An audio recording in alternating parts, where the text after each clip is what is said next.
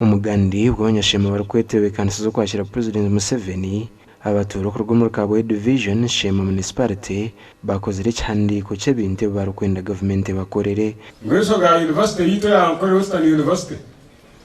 niyo university yito iri muri Shema Municipality ari no Shema district na gweso nayo ojanjure President ajimanye chabasika baje pour tata kandi be Shema University of Science and Technology.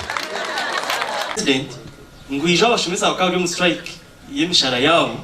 mwena bisiyo amwisiyeho ngwe katine cyaterezeho katine cyakigamye ko yabonamire mwena kitugambira ubushayi icyatubikira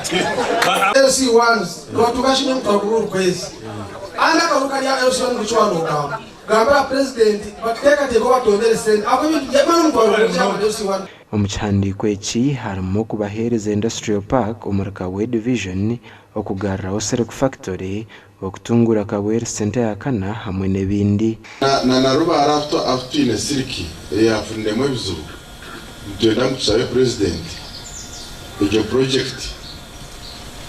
government is taking off maybe Uganda Development Corporation in Ministry of Agriculture is taking off ejo reviving